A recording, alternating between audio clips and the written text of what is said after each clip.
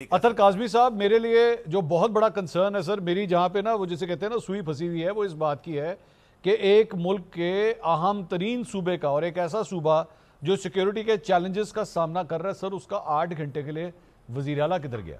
मुझे तो वही नहीं समझ आ रही। और उसके बाद मुझे जो कहानी सुनाई जा रही है कि वो किसी ऐसी जगह चले गए थे जहाँ पे जैमर थे। सर, वज़ीर आला कहीं भी चला जाए, वो चाहे जैमर हो या वहाँ पे कुछ भी हो, लेकिन उसका ट्रेस तो हो जाता है सर, पता लग जाता है, मतलब उसके वेयर अबाउट्स का तो पता होता है। ये किस तरह हो गया कि सर 8 घंटे के लिए बंदा गायब हो गया, हमें पता ही कोई नहीं है किधर गया?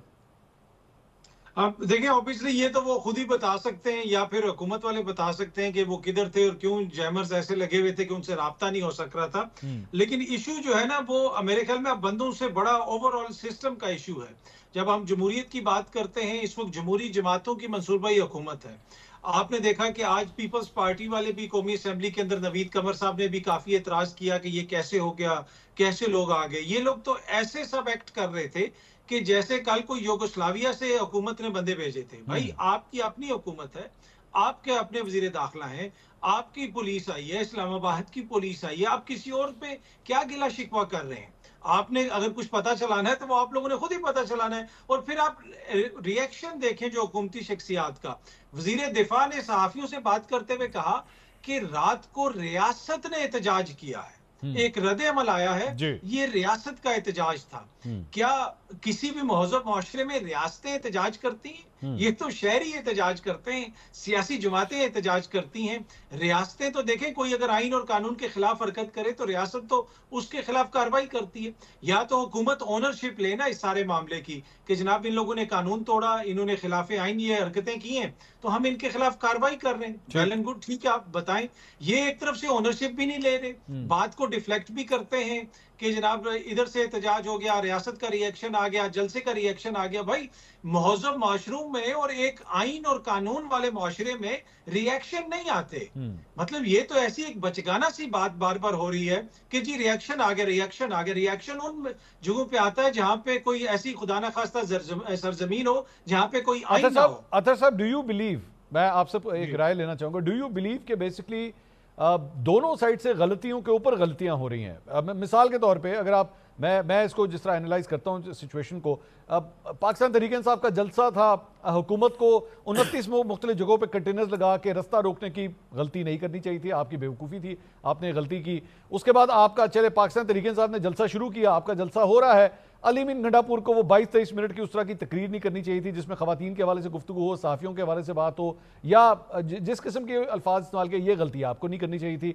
उसके बाद हुकूमती वाली साइड के आप आए, आपने जिस किस्म का रिएक्शन पार्लियामेंट के हवाले से दिखाया और जिस तरह उठा के ले गए सबको, गिरफ्तार, इसको भी पकड़ लो उसको भी पकड़ लो, मतलब जिसने तकरीर की है, जिसके साथ सबसे बड़ा प्रॉब्लम है, उसको आप हाथ नहीं लगा सके। वो कहीं और मीटिंग करके 8 घंटे किसी और जगह पे मीटिंग करके वो निकल गया, बाकी सारे आपने धर लिए, बाकी सारे आपने पकड़ लिए। तो क्या ये गलतियों पे गलतियां दोनों साइड से नहीं हो रही हैं आपकी नजर में?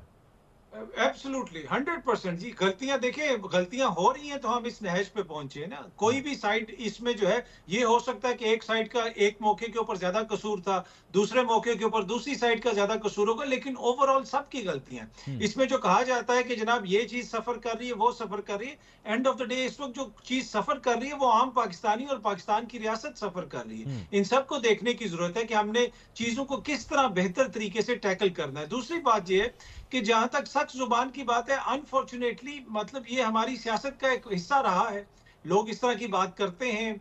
अभी जब एक आया था अदालत से फैसला, तो पंजाब की जो वजीर इत्तलात हैं, उन्होंने जजेस की फैमिली के हवाले से जो बातें की कि जी क्रश है इमरान खान का और ये और वो, तो ये बड़ा अनफॉर्चुनेट है, पर ये होता है। दूसरा, एक और चीज जो मंसूर साहब हमने अब खुद से सवाल करना है कि आज सिचुएशन इस नहज पे पहुंची क्यों है?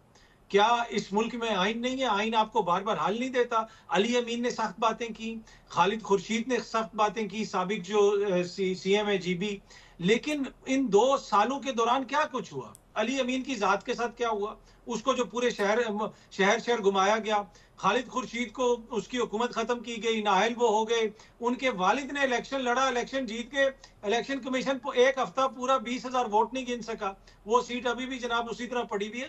تو یہ نہیں ہوا کہ اچانک ون فائن نائٹ یا ایوننگ لوگ کھڑے ہوئے ہیں اور انہوں نے اس طرح کی باتیں کرنا شروع کر دی.